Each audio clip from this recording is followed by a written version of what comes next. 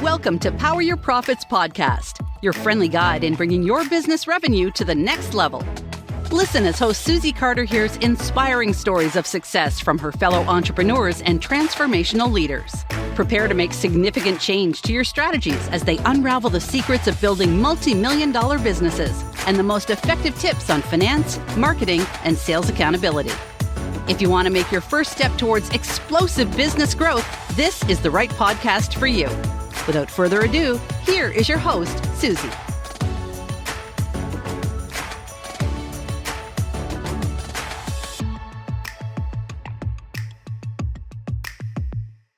Welcome to this episode of Power Your Profit podcast. I'm Susie Carder, your host, and I am your profit coach. In today's episode, I have one of my favorite people, and not just because he gives me gifts, is Mike Saunders. He is the authority booster.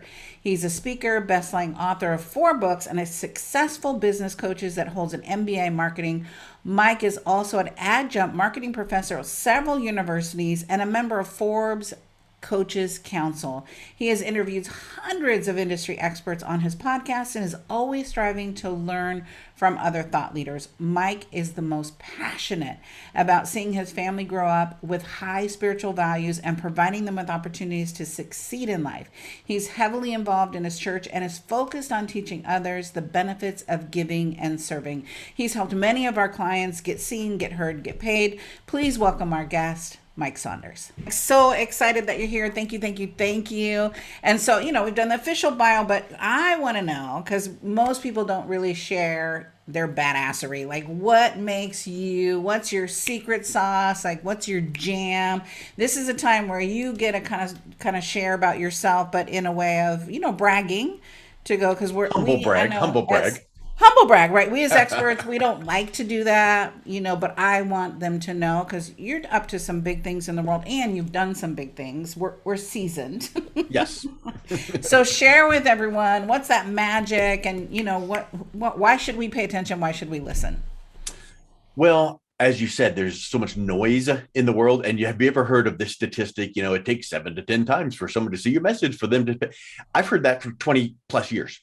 And it's accurate in the theory, but I feel like today with instant message this and text that and give me and all this stuff coming at, it takes 2 or 3 times to count as one. So that 7 to 10 really is 20 to 30 times. So don't give up on following up or being visible to your audience. But what I would say my secret sauce and kind of the thing that makes me different is I got my MBA in marketing about 12 years ago. And so I started my marketing firm then, and I thought I will just do marketing. Well, that's really broad. And I'll do marketing, anything you need, fill in the blanks, SEO, social, whatever. And it was just like not ringing true. And as you know, if you try to be all things to all people, you are no things to no one. So around 6 or 7 years ago, I refocused and focused on one thing, which is shining the spotlight on entrepreneurs, business owners, thought leaders, speakers, to have them be seen as that expert and that authority. And I do 3 specific things: podcasting, publishing, and publicity.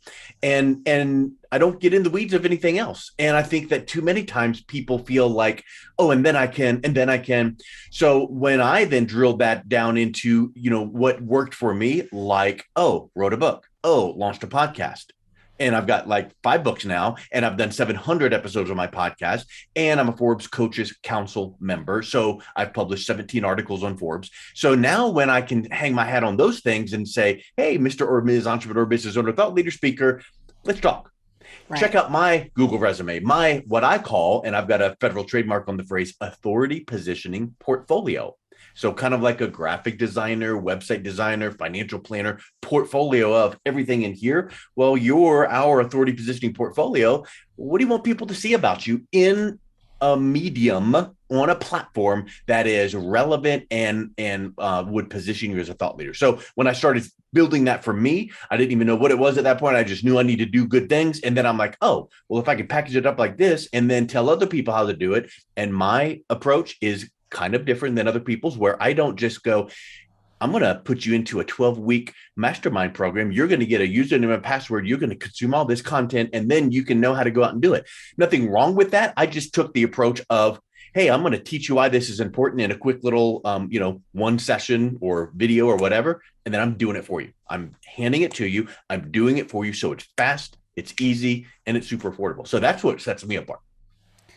I love it. What it's really simple, the three, right? Two is I agree. I don't need any more education. I need people to do this thing, right? So Yeah. just help me do it. So I love that. So let's talk about what is authority positioning, and then how does it relate to authority selling? Because I think Yeah. people are like hoping people will find you, but they're not going to find you. So talk about when you say authority positioning, what does that mean? And then how does it relate to the selling?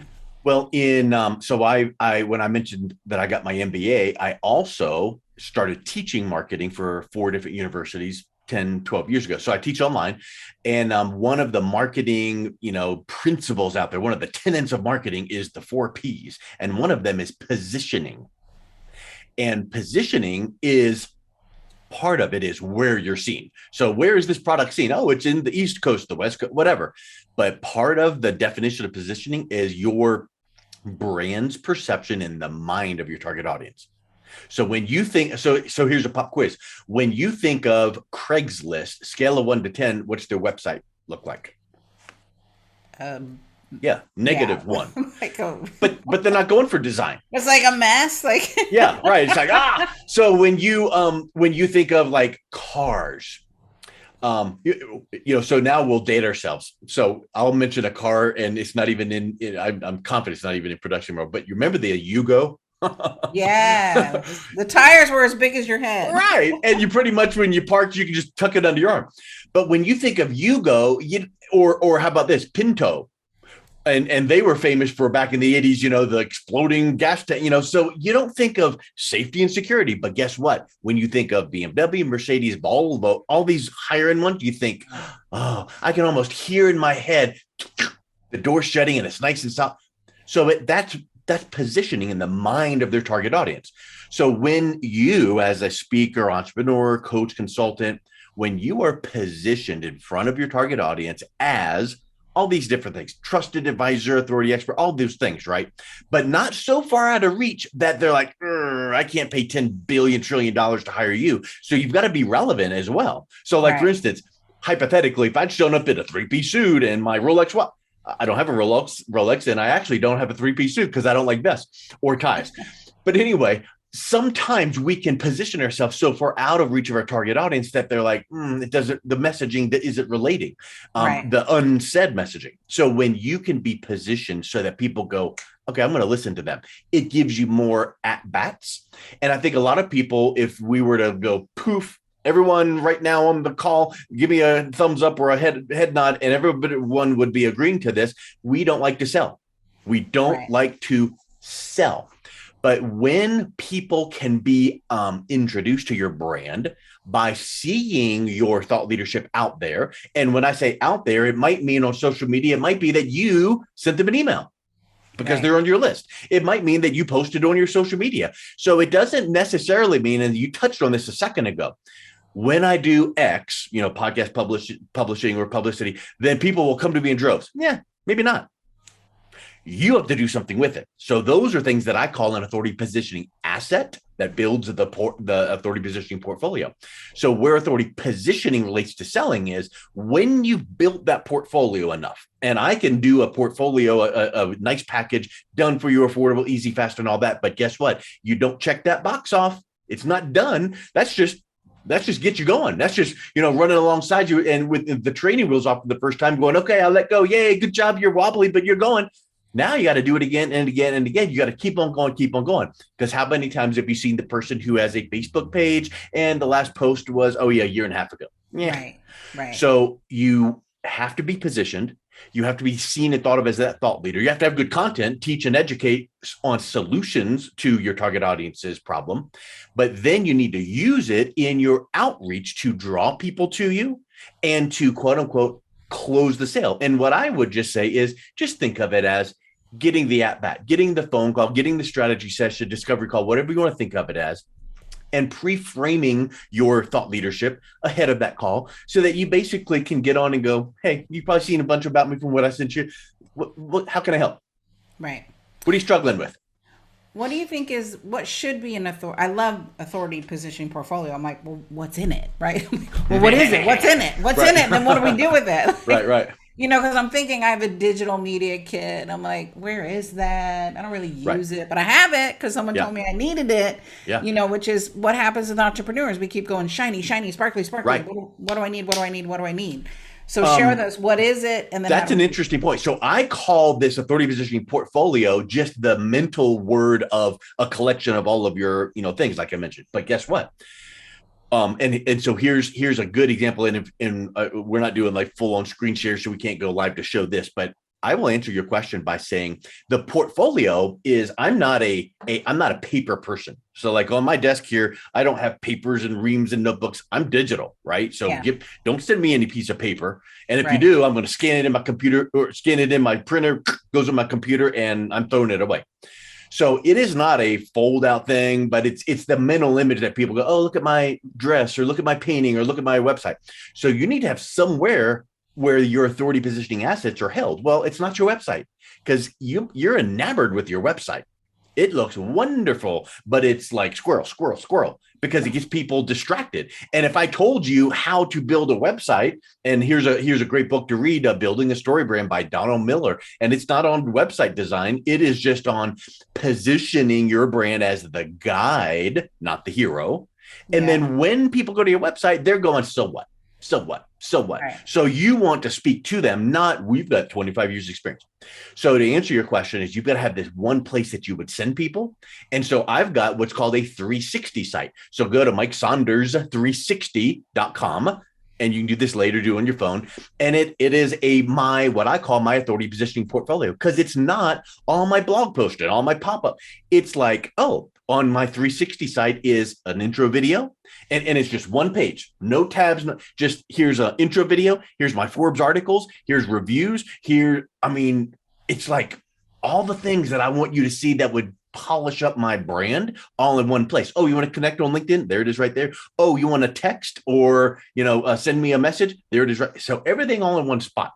And so it really becomes something where you need to, now that is, the way I do it. You can set up a Trello board for that matter. Set up a free Trello board and go, oh, here's my articles and then put them in there. But you need to have a place where you're pointing people to. And even if it's just as simple as an email. So think about this, Susie, the last client you brought on board for your coaching program, many times people are not going to just whip out their credit card online and buy. And I know you have products that do that, but for a higher end thing, they're going to talk to you first. So you're going to send a meeting for a week or two out, and you're going to send them a reminder. What if the meeting was scheduled 1 week out and you sent the reminder that says, hey, looking forward to connecting with you to see how we can serve you, whatever you would say. Oh, by the way, before we connect, just wanted you to see if you can take a look at this and listen to this right here, this podcast interview I was recently interviewed on. Now, Susie Carder, you're all over the place. So you would be really more strategic in what you're going to send them. But many people on this call, they're like, I can't even spell the word podcast interview or book or media. So I don't have anything to point people to. So if you could preface that meeting with, hey, before we connect up, here's this podcast interview I was recently interviewed on where I talk about my approach to business and how I serve my clients. Take a listen. It's about 20 minutes. Oh, and also I was mentioning the media here, and I've got, well, now it's just like, oh, cool, click, click, click. Now, before the meeting, they're going to do that. And do they listen to every second and every syllable of that podcast interview? Nope. We know that. We don't care. But they're going to listen to some of it. They're going to skip through. They're going to listen to some of it. And the fact that you were there, that sets the right tone for the call, for the meeting, in person, virtual, whatever you want to think of it as. And just to go, hey, what questions does some of the things you looked at, bring up for you? Oh, well, I was wondering about, and of course, you're not going to jump in with just that, but it's the positioning in their mind. It's a place you can send them to. Yes, it might be a link or it just might be an email to go, hey, I was interviewed on. Right. That's juicy. Juicy, juicy. So how does it integrate with our customer journey then? Well, that now, in my opinion, I call that my ninja approach. I like how you get all excited. Oh, okay. That. Well, I know, because it is, the buyer's journey is a thing. Yeah. And it's a academic in marketing. It's called the customer, a lot of people call it differently, but the buyer's journey, the customer journey. Right. But think about when you bought a larger item thing, car, whatever you want to think of it as. Didn't you research something? Didn't you compare this car to that car? So we all go through a journey. Well, whatever you are selling, coaching service, product, whatever, if anyone is watching or listening to this, you're selling something, relationship, something. What are the 3 to 5 questions that go through your target audience's mind that are way deeper than the FAQs? Like, oh, how does that deeper, like the ones that make them go, oh, I hadn't thought of that question. Oh, that's a good point. And how do you determine what these are? You call up your last 10 clients and go, hey, girl, how's it going? Hey, man, I just want to check in with you. Hey, can I ask you a quick favor? Hey, before you were working with me and stuff, and I know you love what we're doing here, but what were you struggling with that finally made you go, ooh, that's a really good point? And sometimes it's just going to be research on your part, and you're going to come up with those 3 to 5 questions that they go, you know what? I knew all of this and this and this, but when you mentioned that, and when your service provided this, that is what really, and now you're taking notes, you're researching, you're iterating. Right. So when you have those questions, please don't put them in an FAQ on your website. Nobody cares about that yawn. In fact, there is a media strategist from the 60s named Marshall McLuhan, and he's from Canada. He wrote a book called The Medium is the Message. Mm-hmm. And he basically, it's a strange book, but distilled down into the thought that I bring out of that book is where your content is seen is as important, if not more important, than the actual content. Mm-hmm. So you could have those 3 to 5 things, and you could just polish that up and put it into a 4-page PDF case study, whatever, or, download. And you could send it to all kinds of people, email, right, blog post, social media, and they ignore it. But if you were to reach out to your contacts and go, hey, I was recently interviewed on this podcast talking specifically about, and you name this, the one, zinger. I guess I find myself calling them zingers, right? But something where it's like, aha, one of those aha light bulb things. What if that whole interview, 20 minutes, was on that one thing? Right. Not all over the place, not, and we also do one thing. What are the benefits? What are the pros and cons? What are the misconceptions? What if I don't do it? What if I do? All of that. And you use that in your outreach. You're drawing people into the buyer's journey by educating them using authority positioning assets. And you did what? You talked. Because if I told you to write a 5-page report on that one zinger, you'd get writer's block because there's a disconnect between your head and your hands, writing or type, whatever. But if I interviewed you and drew it out of you, you could talk to the cows come home. And now you've got this vibrant, warm interview on a podcast that you're using in your business development. I love it. Love it, love it, love it. And I love that it's simple, tangible things, right? Yeah. There's so many experts that circle talk or it's theory. It's like, no, this is down and dirty and it works. But I know that it works. I've used Mike. I've had clients that use Mike. So it definitely works. So let's talk about, because I always tell our students, you have to be an author and a best-selling author. Right. And it has to be a real book, real content. So let's talk about, because one of your pillars is publishing. So let's talk about becoming a best-selling author, and how do you help us as entrepreneurs without writing a word, right? Because you have something about the celebrity blueprint. So let's talk about that a little bit, because most of our students, fans, consumers know they need to write a book. It took me, my very first book, 7 years, because my fear stopped me more than the content. The content was there. It was like, is anybody gonna like it? Is anybody? And I didn't know what to do with it. Right? I'm like, okay, I wrote a book. Now what? So let's talk about that. Well, it kind of goes into, like you mentioned, the blueprint. What is your overall long-term plan and blueprint? If you're selling pencils, obviously no one on this podcast episode is going to be selling pencils, but if you're selling a commodity like that, you don't need a book to sell your service, and you don't need a book to earn royalties and commissions from Amazon. Even though you will, you need a book that'll sell you. Right. So you need that book for that one of those authority positioning assets, kind of like when what we just talked about on the podcast interview. Ooh, that was easy. Now what? And then the next step could be, right, is now what if you compiled, and let's think about in steps here, the value of taking one step and then the next. Walk before you run. Well, if you want to really ratchet up your authority and make an impact to get speaking gigs, podcast interviews, really close clients because they're like, wow.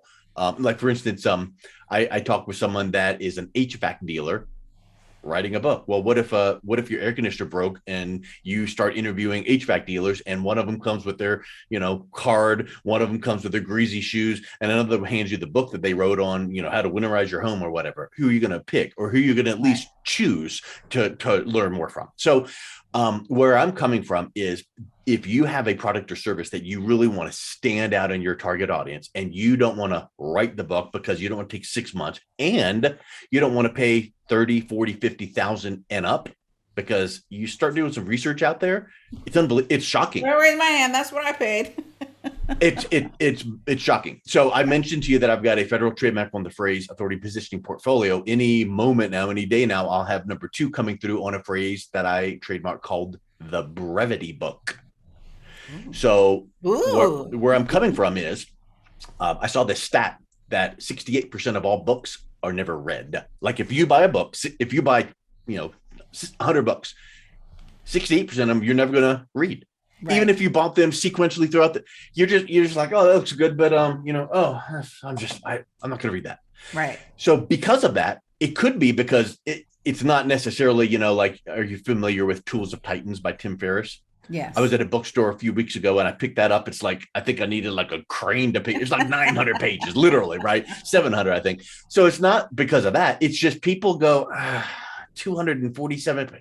I don't know. I have one on my nightstand, Sharon Lecter's new book, right? Exit Rich. And I love the concept of it. I get in bed, I'm like, I go night. You know what?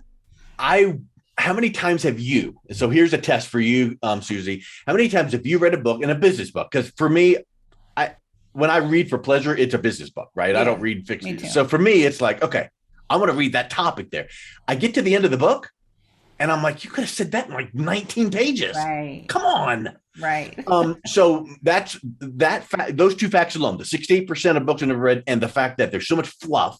Don't waste my time. Right. And my approach to sales calls is not this whole hour and a half long. Tell me about it. Let me create the gap. Where do you want to be? Where are you going to, I'm just like, here's the deal. Right. You saw some stuff about me. Right. What are you struggling with? Let me just tell you what I can do. If there's a fit, cool. Let's talk. If not, peace out, or we'll keep in touch. Because of that, books don't need to be 200 pages. They don't need to be 100 pages. I say they need to be between 50 and 70 pages. And now all of a sudden you've got something, and, I held up, this book. I've got different books on my, let me show you this. Here's the example that I will use here. Here is my latest book on Amazon called Brevity Plus Clarity Equals Authority. So that's where the concept, I started building out brevity book, because if you're brief and to the point and you're clear, that enhances your authority in the mind of your prospect. So because now you've gone, okay, I've got those 3 to 5 zingers. I'm going to start drawing people through the, buyer's journey. And I got interviewed on a podcast about these. So I'm using those things. Good. Now what? Hey, if I could reach out to my strategic alliances, my target audience, and go, oh, my first book just came out on the topic of, well, now those 3 to 5 zingers are the 3 to 5 chapters in the book, because, oh, by the way, those 20-minute interviews we just did on my podcast, and we did 20 minutes on that one topic. So we've got like 60 minutes, 80 minutes, 90 minutes of interviews. Yeah. I'll just take care of that from here, and I'll transcribe that, and I'll spruce it up, and now poof, here's your book. How about this for a cover? We've talked about the cover. Okay, good. Oh, why don't we get it up on Amazon in your account? And let's pause here for a second. Too many times you hear nightmare stories about someone that goes, oh, I got so involved in this book project, and then afterwards I found out it's not even, I can't even access my own book. I can't change the pricing. I can't. When I work with a client, it is in your Amazon account. I build it in your account. I run the bestseller campaign, and I've got a computer software algorithm that helps me pick keywords and categories for the book to hit a bestseller on a certain day, certain time, and poof, you're a bestselling author. Any royalties that come in, they're going to you because it's your Amazon account. And now all of a sudden, you're an Amazon bestselling author. Here's this press release press media that announces that here's your book. You can order copies 1 or 2 at a time. You've never written a word. All you did was speak about what you know really clearly and concisely with brevity about the solution to the problem you solve for your target audience. I love it. I love it, love it, love it. And most of the time, like just getting started, that's what you need. And I just want to edify that. Like I closed a client yesterday that was $100,000 client based on the book, right? She'd been in the community forever. She bought some low hanging fruit. She's like, Susie, I'm reading the book. I totally get it now, right? I'm ready. And in my head, Mike, I was going, she can't afford this. She can't afford this pricing, right? I just did the stair step questions, went through my process, and she's like, Susie, I said I'm ready. I'm Yeah. like, shut up already. Take my credit card. I'm like, Yep. oh my God. So you never know, right? But let's think about something. And there's no answer to this because we don't know. But if you could hit rewind before she bought your book and started reading it, and instead of having the book, you had sent her 3 or 4 PDFs. Right. What? Right. Anyone could do that. Or, right. Hey girl, here's some blog posts you ought to read. She's like, whatever. Right. If it's in your hands, and I don't care if it's 200 pages, 400 or 60. In fact, I've joked about this. Remember back in the day, City Slickers Curly said the one thing. Yeah. If I said to most people, what is the one thing you do to solve your client's problems? Well, and we just drill it down into like 2 paragraphs. I've often said that, and here's an example of what I'm saying here. This is a book. Look at what's written on the pages. It looks like nothing on the video, but I'm sure there's something on there. No, 0. They're blank. They're blank. Oh, they're blank. It's making a different point, but I've often said this.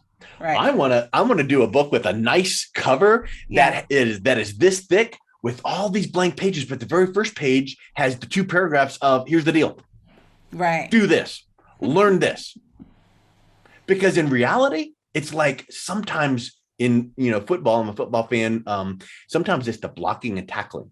Forget all the fanciness. Just do this over and over. And then you can get fancy. So the book elevates your brand. It fast tracks your authority. And when I say do it without writing a word, it's because I baby step you into the process by going, look, let's just pick 3 to 5 zingers, draw people through the buyer's journey. Let's do interviews on each one. Let's do a press release around that. Hey, there's this package right here. And then if you want, we'll upgrade it up to the book package. And now all of a sudden you've got podcast interviews, book, press and media release. And then I teach you how to use all of that in your prospecting, your strategic alliances to grow your business and get new clients. I love it. Okay, so let's shift just a little bit. Let's go a little personal, right? So when I look at, there's so many people, and you've seen clients going through it, they're kind of waiting for this pandemic to get over, right? They're like, I'm waiting. There's no waiting. Like, this is the new reality of business. So you've been, I've been with you through this whole process, and you mover, shaker, making it happen. Same with me, pivot, mover, shaker, making it happen. And what's been your secret sauce to staying in action and growing where the recent study was 60% of small businesses went out of business because of this pandemic. Our businesses have grown, right? Yeah. So what's been your secret sauce of staying in action and growing? I don't know. I guess you didn't even tell me this to prep for this. So here's my off the cuff answer. And I always tie it to learnings and other books, right? So here's another book. I've mentioned Building a Story Brand. How about Heard of The Go-Giver by Bob Burg? Okay. Wow, that's you need to buy that one now. Read it. It'll take you 45 minutes to read the whole book. The whole gist is don't be a go-getter. Oh, she's a real go-getter. Be a go-giver. Serve, provide value, give results in advance. When someone sees you as like the Jerry Lewis bellhop black and white movie where he takes your bags up to the room, puts them down and does that, you're like, but if you can give and serve and provide value, and there's a lot of ways you can do that. Time, attention, downloads, hey, you need to learn this. Hey, you're really interested in this. I've got this or this or this. In fact, there's another thing out there you can do that doesn't even benefit me, but you're teaching and you're educating.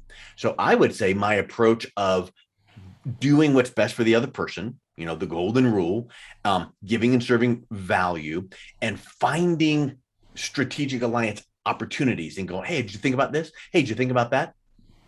To me, and then just staying hungry and staying aware. If you curl up in a ball and go, wow, this, whatever. And you mentioned pandemic.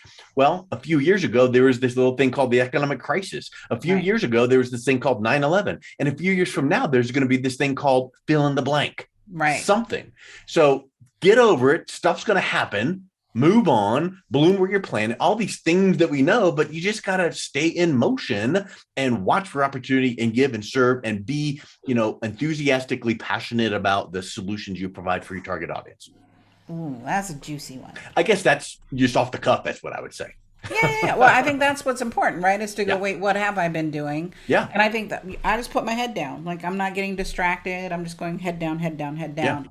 Do what I do, right? Just keep Yeah. doing what you're doing. You just shift it to online. People are still hiding behind their computers trying to build a business. You can't hide. You got to get yourself out there, right? That's why it's so important that my clients meet you because I need them positioned as the authority. It does make a big difference, Yeah. right? When you're seen as authority, and who deems you as authority? You do, right? Your For expertise. starters, you do, because if you don't believe you're an authority or what you offer is valuable, then you're going to be like, well, Susie, I kind of have this widgets, but yeah, I guess you probably wouldn't want.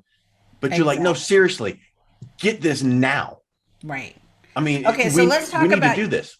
let's talk about, we're building 7, 8 figure businesses. And so what I love about this podcast is we're not, the guests that I bring on are real business people building 7, 8 figure businesses. So what's your biggest challenge you're facing right now, whether it's a role, a project that you're tackling for the end of this year and next year? What's that biggest challenge that you're facing My in big, growing? I'm building a vertical in my business of offering the same thing, 30 positioning, all the things we talked about, but for a specific vertical.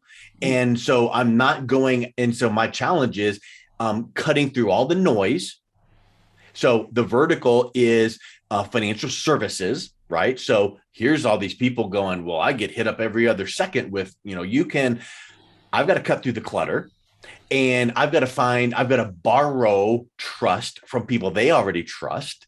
And so here's a great example, like a live case study. I started doing this outreach and it's like crickets, crickets, crickets, nothing. And I'm like, hold up, let me try something here. I just started reaching out to these people going, hey, you know what? I just sent you a LinkedIn connection and I noticed on your profile, I thought you'd be a great guest on my podcast. You want to come do a 20-minute phone interview sometime? And Yeah. they're going, yeah, yeah, yeah, yeah. And now I'm interviewing them because now let's pause. Bob Burr, go giver. I'm giving value, giving my time, giving them an opportunity for visibility. Because I literally last night emailed one of these people I brought on. And I was like, hey, it was a great interview last week. Here's the link and all that. Hey, by the way, I just Googled your name. Check out what this shows. And I Googled this person's name and I went arrow, arrow, arrow. There are 3 spots on page 1 of Google where their podcast interview that we just did a week and a half ago. And it's like I'm giving value and serving. So that's my challenge, is to continue staying focused, being clear, cutting through the noise so that they don't see me just as some other person going, oh, you want to sell something? No, I'm giving value here. And then my kind of ninja approach to that is finding the people that already have the KLT factor with them. So pop quiz, do you know what KLT No. factor is? What's The a know, KLT? like, and trust. Ah. So who do they look up to that Right. already have the know, like, and trust?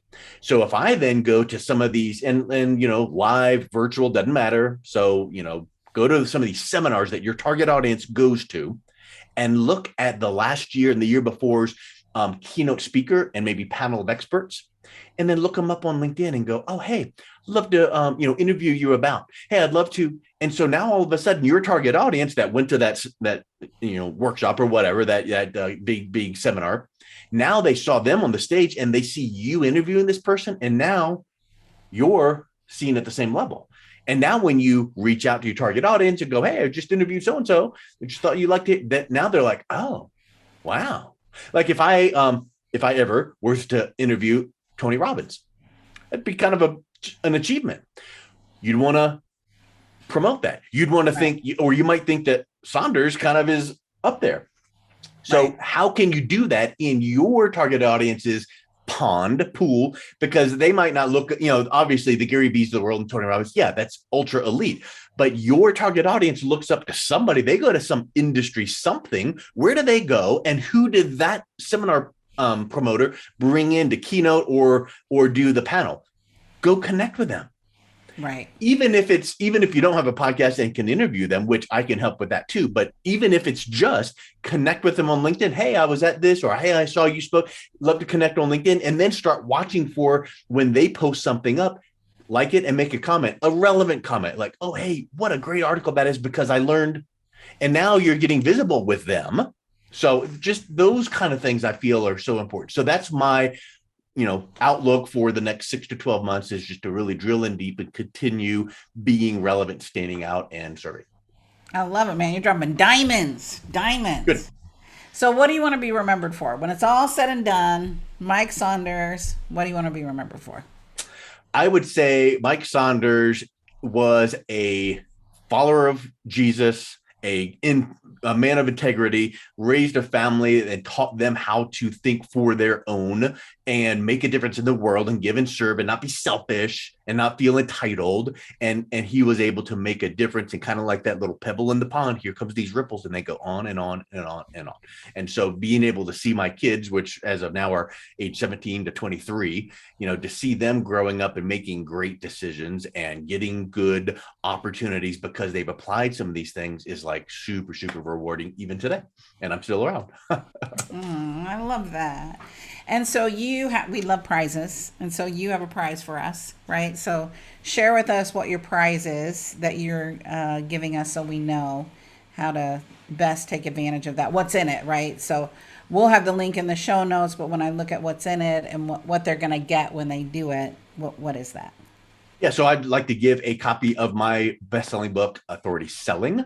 And so that you can get that at authoritysellingbook.com, and you can fill out the form and just pay shipping $7, and I'll drop a copy in the mail to you, and you can get a copy of that and learn many, many, many of the things we talked about here today. And there's a lot more that in the book that I didn't go into here, but there's a lot of free do-it-yourself kind of things, but it's the whole methodology and research behind what authority positioning is and how it relates to growing your business. I love it. So then how do we get a hold of you? Because I know our clients are going to want to really start working on their authority as a system, not as a one-off, right? Because authority is about systematically creating it. The minute I realize that it's all strategy, right? It doesn't just happen. You don't get noticed. You're not an overnight success. It's strategy. So how do we stay in touch with you? Either social, website? What's the best way to get in touch with you? I will make one point, which is this.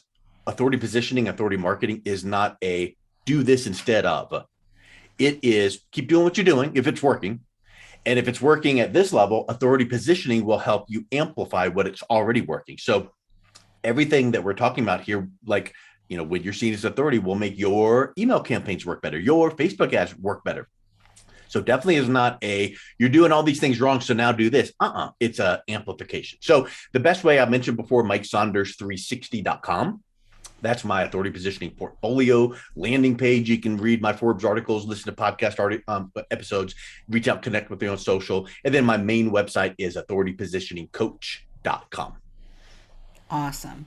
Mike, thank you so much. Thank you for being here. Thank you for always being a go-giver, because you definitely are that in my life. You are always giving and serving, and I appreciate that. So make sure you follow Mike. Make sure you share this podcast, because you have clients or students in your own tribe or community that need to know Mike and need to leverage this, right? You're in business for yourself, not by yourself. We're bringing a team of experts that can help you. I'm bringing my badass friends to help you grow your business so that you too can build that 7-8 figure business. Thank you for being here. Awesome. Mike, thanks, again, Susie. Thank you for always being service. Thank you for always contributing to me and being our ride or die. I appreciate you. You're welcome. Thank you for joining us for this episode of Power Your Profits podcast. Let these building blocks from today's most successful industry leaders equip you with the necessary resources and tools to finally establish the highly profitable business of your dreams. Want to hear more? Listen to more episodes at https://poweryourprofitspodcast.com. And don't forget to subscribe to the show. Now is your time to rise to the top of your game, so be sure to catch our next episode. Until next time.